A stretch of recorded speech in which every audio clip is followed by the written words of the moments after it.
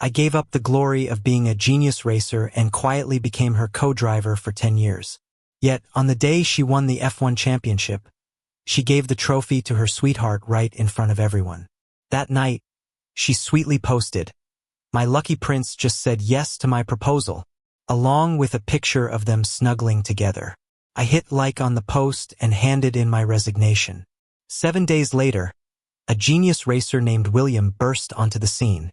The day after I turned in my resignation, Bella's call finally came, late as always. As soon as I picked up, I got an earful. "Why are you throwing a tantrum? Resign? You think you can threaten me by quitting? Don't think for a second I can't do without you." Just as Bella was gearing up to continue her rant, a man's voice cut in on the other side. "William, can't you just stay with Bella? You've been a team for 10 years. She's been with you all this time without even a heads up before making our relationship public. It's not fair to you. But you know Bella doesn't like you that way. She's always seen you as a brother. Bella and I have been together for a while too. We only kept it under wraps to spare your feelings." Then Bella's impatient voice chimed in. "Why are you explaining anything to him? Our relationship doesn't need his approval. It's better if he leaves so we don't have to worry about his feelings anymore. William, she needs you. You know her best after all these years. Without you, her career will be affected." The man's smooth talking was nauseating. I held back the urge to swear, about to speak when Bella interrupted again. "You can quit if you want. I've been sick of you for a while now, always meddling. You think I couldn't have you in the club for 10 years without me? There are lots of co-drivers better than you. I kept you around because I pitied you. You'll regret walking away from me." She then turned to the guy with a tenderness she never showed me. "Don't worry, William's just throwing a fit. I know him well. He's threatened to quit before and ended up taking it back. You rest some more. I know yesterday wore you out." I suddenly felt heartbroken. These past 10 years I'd been nothing but a joke. Apparently, she could speak kindly to someone, just not me. "Bella, I've already given my resignation to the club. We're done." I hung up before Bella could say another word. Soon, a flood of messages bombarded my phone. "You've got some nerve hanging up on me first." It hit me. I'd been so weak before, never hanging up on her. Answering her calls was automatic, waiting for her to end the call, trying to please her. "Apologize and beg for my forgiveness, or don't expect to work for me again as a co-driver." I found it laughable. In the past, I would have apologized immediately when she showed the slightest hint of anger. Whether I was right or wrong, I'd always take the blame to make her happy. I'd beg forgiveness regardless of fault. But Bella's anger always meant it was my fault. I'd become the one constantly saying sorry, and so she fearlessly loved someone else. Yet Bella was the one who kept giving me hope. She once said, "William, wait for me. I'll confess to you after I win F1. I had nothing to offer back then, so couldn't promise you anything." But when she finally won, there was no confession. Only a proposal to another guy. I grabbed my phone and blocked Bella on everything. Then a call came from an unknown number. I answered. Sobbing on the other side, a familiar voice tried to calm me. "William, don't blame Bella. You blocked her everywhere. You must be so mad. It's my fault. Bella needs you, and if you really can't stand me being with her, I'll break up." The hypocrisy was infuriating. I listened as Bella tried to comfort him. I smirked sarcastically. "All right then, break up with Bella. But not just talk, have her make a statement." The sobbing halted. The atmosphere turned chilly. Gary seemed stunned I actually said that. After a pause, the sobbing resumed more intensely. Bella's angry voice snapped, "William, is this necessary? You know I don't love you, right? Why should I break up with Gary?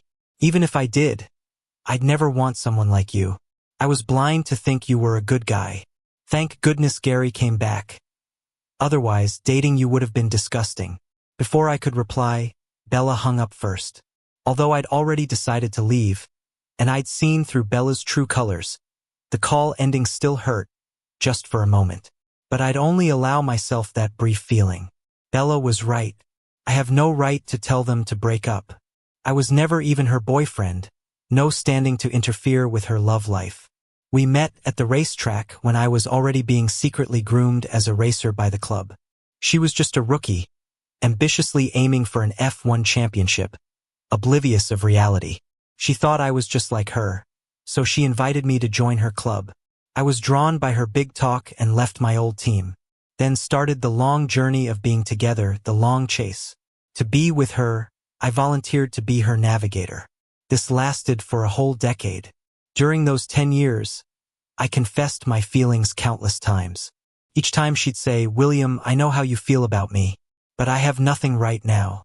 Will you wait for me until I win the F1 championship? I want to confess to you with that trophy." I believed her when she looked at me with such sincerity. During this time, my old team reached out countless times, wanting me to come back. They said I was born for racing and it was a pity I'd give it up for one woman. But I, blinded by what I thought was love, became a silent navigator. Because I believed in Bella, I wanted to help her win that F1 championship. I wanted her to confess to me without any burdens. "William, I've made a lot of progress this time. Trust me, it won't be long before I can confess to you. I want everyone to know how great the woman you love is. Just wait a little longer." Those promises made me feel like the happiest man in the world. But then, Gary came back into her life. Gary was the new racer they signed at the club, smart and handsome. He was also Bella's first love. Gary was someone Bella could never let go of. Her obsession with winning the F1 championship was actually because of a promise with Gary. At first, I didn't pay attention. I believed time would change everything. I naively thought that being with Bella for so many years had already replaced Gary. But later, I slowly realized I was wrong. The time I spent with Bella gradually decreased. She would disappear when she should have been training. I'd call her, and she'd always be with Gary. "Today, you're not training? I'm with Gary, we're doing a simulation lap. Or Gary is feeling down, affecting his racing. I'm taking him to the beach to cheer him up. Or Gary's sick. I have to take care of him. Could you make some chicken soup?" Bella spent more and more time with Gary, even asking me to help take care of him. I once asked her, "Have you fallen for Gary again? Will you still confess to me?" That question seemed to hit a nerve, and she'd scold me for being unreasonable. "I told you, once I win the F1 championship, I'll confess to you. Do you think I'd lie? I'm just helping Gary because he needs it. We're both racers. There's a mutual understanding." Great, the term racer made Bella seem to forget that when we first met, I was a racer too. "Stop making stuff up. I think you're just bored. You can find something else to do, you know? Aren't you tired of focusing on me all the time?" Hearing these words really hurt. Being there for her turned into having nothing to do. Being there for her turned into me being annoying. But she was the one who initially said, "William, I want to be with you every day. With you as my navigator, I feel I can definitely succeed." I went to the club to resign. For the last time, I saw the race car I'd shared with Bella countless times. This time, I got in the driver's seat, put on the helmet, started, shifted gears, hit the gas, and the car took off like lightning. After a few laps, I finally understood how foolish I'd been. I gave up chasing my dreams for Bella, accompanying her in a pursuit that wasn't mine. But who could I blame? Only myself for loving the wrong person. I chose to believe and accompany over and over, and forgot about the person I once was. Now, I want to find that person again. I took out my phone and dialed that number. "I'm coming back. Bella, this time I'm really leaving. No more waiting for an empty confession." After leaving the club, I contacted the landlord to cancel the lease. For 10 years, Bella and I shared a place, and I looked after every detail. Since I decided to leave, I didn't want the house anymore. Looking around at everything I had added, I grabbed garbage bags and started tossing things in.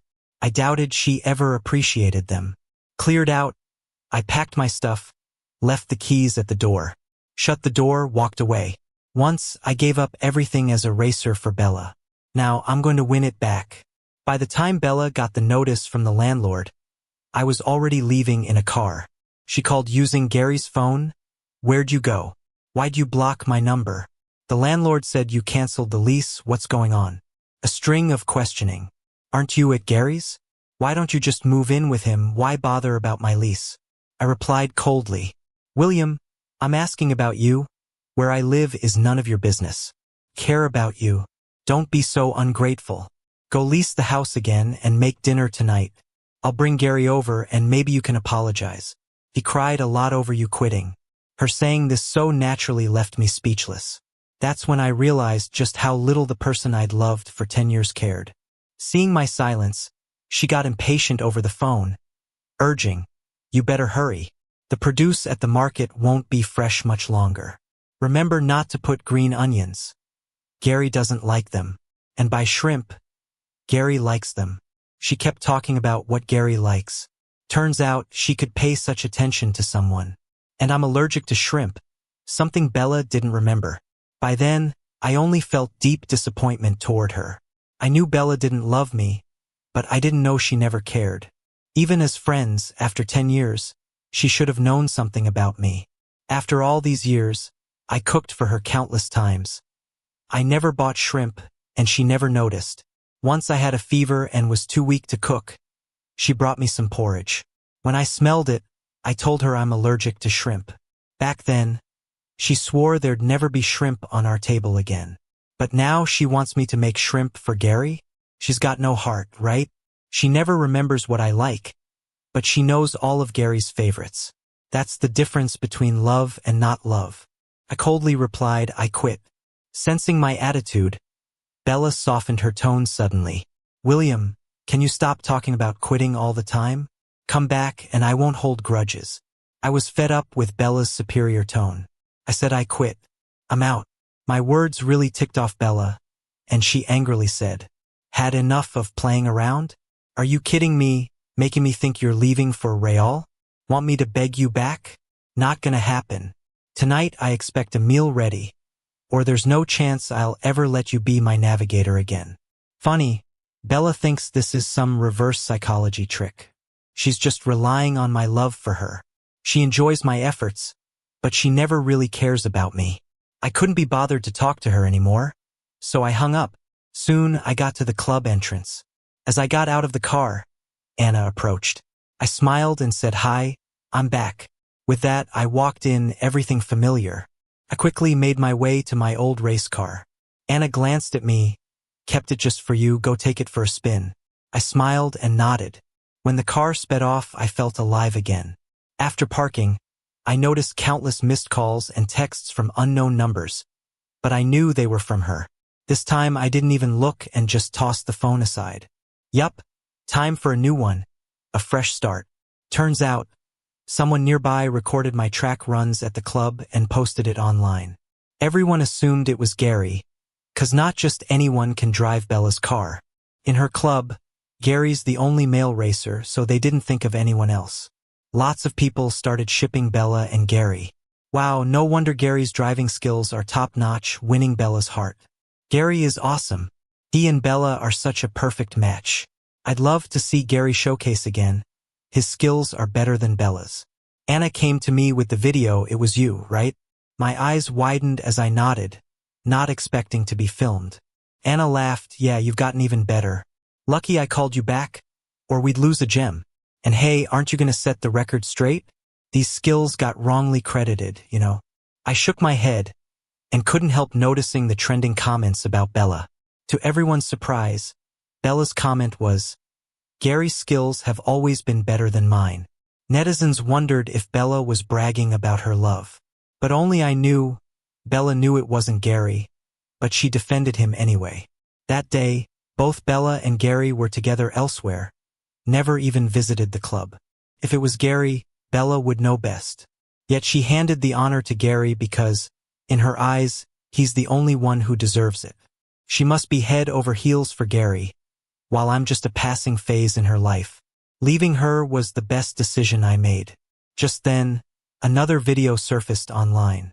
The footage showed me smoothly drifting to a stop in the race car's original spot. Then a figure stepped out, removed the helmet, revealing my face. The internet exploded. How come this guy looks nothing like Gary? Wasn't it supposed to be Gary in that car? Could Gary have claimed credit to ride the hype? Such nerve. Someone recognized me. Isn't that Bella's navigator? With skills like that, he's wasted as just a navigator. His technique, the maneuvers, the predictions, just stunning. And that drift, truly perfect. The discourse about me kept growing. More people started criticizing Gary. Then, the person who posted the video released a statement. The racer in the video is Gary. It was my attempt to steer opinions using AI technology. Bella and Gary quickly went live to clear things up. In the stream, Gary played the innocent. I just casually drove Bella's car once, not expecting such a fuss. Someone even doctored footage with AI. If not for Bella contacting that poster, who knows how long I'd be blamed. I chuckled, watching. No limits to their antics. Contacting the poster, probably just threw a wad of cash. Bella gazed at Gary with gentle eyes. I coached Gary in his technique. I know best who's in that video. It's Gary. As for my navigator, there's no way it's him. He's been with me for 10 years. If he had these skills, he wouldn't need to be my navigator. Upon hearing this, Gary donned a helpless look. Bella, don't talk about William like that. It's not his fault. But Bella sneered. He might have even bribed the poster intentionally. Gary quickly jumped in. Don't think William's that bad. The online community finally got it, with a little help from Bella and Gary. Oh, I've been saying the guy in the video must be Gary. He's handsome and skilled. Truly impressive. Gary even defended the navigator. I believe it was that navigator who did it on purpose. Exactly, why else is he just a navigator and Gary a racer? Totally not in the same league. Anna watched it all unfold. Are you just gonna let them talk trash about you? I smiled at Anna. When's the next fastest race? In 7 days. Wouldn't a live comeback be better? Anna laughed. You really shouldn't mess with you. I smirked. Time to strike back. 7 days later, the championship was packed. All eyes were on Gary, the rising star, because of that viral video. Everyone couldn't wait to see him on the track. When Gary and Bella showed up, the crowd went wild. Cheers were for them, while I quietly got into my car. I touched the car and smiled for the first time in a while. This time, we're back in the game. Soon, the roaring engines filled the track. Cars sped off like wild horses. The commentator got excited. It's Bella. All right, with F1 champion skills, no doubt. Following her is Gary. Definitely the rookie everyone's watching. The crowd cheered with praise from the commentator. Suddenly, shock in the commentator's voice. Wait, Bella's been overtaken. Who's in that car? By the time words were out, I had already shifted gears, leaving them both in the dust. I completed 50 laps at 59 minutes and 59 seconds, beating Bella by a full 2 minutes, while Gary didn't even make the top 10. Upon taking off my helmet, everyone's gaze turned to me. Someone exclaimed, "Isn't that Bella's navigator? No way, he's that good?" Reporters swarmed me with questions. Congrats on the win, William. I returned the smile. A sharp reporter asked, was that you in the online video? Just as I was about to answer, Bella marched over with Gary. Bella looked livid. William, you can drive. Why didn't you ever say anything when you're this good? I was about to speak when Anna stepped up. Bella, William's our club's driver, not your navigator. Watch your words and don't boss our champ around. That piqued the interest of the reporters. William, so you left Bella's club to be a racer here at Anna's, because of what they said about you online? The question stunned the reporters but totally made sense. No way they were gonna miss that scoop. One pressed on, then, that driver in the video, was it you, William? William, did they force you out with their antics? As reporters fired off questions, Bella and Gary could only stand there, faces red, unable to counter. Because they knew, deep down, the person in the video was indeed me. In their questions, the reporters had already unofficially sentenced Gary and Bella. After a breather, Bella nervously tried, "Mistake. Pure mistake. That night, Gary did drive my car and it's possible William drove later, so?" Her reasoning faltered, clearly out of ammo. I couldn't help but laugh. Oh, didn't Bella and Gary skip the club that night? Can you drive a car from afar? That would be something new for me. The crowd burst into laughter. Bella's face went beet red as she looked down, lost for words. Even the reporters eyed Bella and Gary with disdain. Bella suddenly shot me a look, silently pleading me to stop. I gave her an amused look, staying silent. My attitude finally made her realize something. Softening, she said, "William, had I known you were this good, we misunderstood you. Don't be mad. I even saved the navigator spot for you." Everyone looked my way. I chuckled lightly. My skills are my business. I owe you nothing. Turning to Bella, "I'm better than you. Why'd I want to navigate for you? Who do you think you are that I'd ever want that job?" With that, I turned, leaving with Anna. Bella was stunned, while the reporters surrounded her, picking up the earlier thread. Reality hit her as she chased after me. Ready to go after them, Gary was stopped cold by her look. Bella ran up, grabbing my arm. Anna stepped forward, but I gave her a reassuring nod before she left. Bella, holding on to me, looked at me desperately. "William, you'll come back, right?" I looked at her sarcastically. "Where I go has nothing to do with you, right? What do we even have? Did you think I'd come back?" "Bella, what am I to you exactly? A plaything you call whenever you feel like it? Don't forget we have no connection." "No, it's not like that. Didn't we agree you'd wait for my confession?" Bella said, gripping my hand tightly. Finally, she realized I really didn't feel the same as before. For real this time, I told her we're done. For 10 years, I waited for her to confess. She always thought she had me in her grip. But today, she saw I won't wait anymore. I really don't love her now. Bella was panicking. "And no, it's not like that. Didn't we agree on this? How can you just stop loving me? Weren't you waiting for me to confess? Why not wait now, why?" Bella shouted, pushed her away. She tried to come at me, so I slapped her hard. "Bella, enough." She fell to the ground, pleading, "William, will you really just leave me? You never went violent on me before. In the past, I wouldn't have laid a hand on her. I used to care so much if she felt even a little pain. But now, I raised my hand against her. Sorry, but you wouldn't let go, so I had to. I said, we're over. The moment you proposed to Gary, you should have seen this coming. I can't wait for your confession anymore. Stop fooling yourself." Bella looked at me, desperate. "It's not like that, William. It's not. How about I confess now? Those are the words I waited 10 years for. I used to want to hear them so badly. But now they just sound ridiculous. Late love is worth less than dirt. Such a confession doesn't interest me." Ignoring Bella sitting there, I walked away. Gary pretending to be me blew up online. Bella's support for Gary criticizing me did too. Soon enough, they were getting trashed everywhere on the internet. Gary got kicked out of the club for misconduct. Bella, with her skills, wasn't booted, but she had her share of backlash. The online hate was unbearable for her. People accused Bella of mistaking a jewel for a mere pebble. Somehow, Bella got my new number and kept calling me using club colleagues' phones. "William, could you speak up for me online? They're only after me because of what you said. Help me, will you? Gary's kicked out and I dumped him. I've really thought it through. I want to be with you. I want to confess. William, could you give me another chance?" I hung up without a word. I spent my days at the club practicing until Gary showed up. That day, I was practicing like usual. "William, get out here. It's your fault. Bella dumped me, and my career is ruined." I came out when I heard him shouting and saw Gary storming in, Bella behind him. "I already told you, William has nothing to do with us breaking up.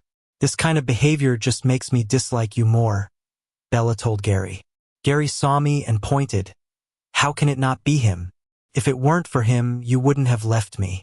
What did he do to charm you?" Bella slapped him. "Shut up." I chuckled at the scene. "Keep your issues away from me. Talk it over in private, just you two." "But I'm here to help you because I knew Gary was coming," Bella quickly denied. "Don't get me wrong." I glanced at her. Staying away would be the real help. I've got nothing to hide. I don't fear Gary showing up. But you? Didn't you claim Gary was your prince?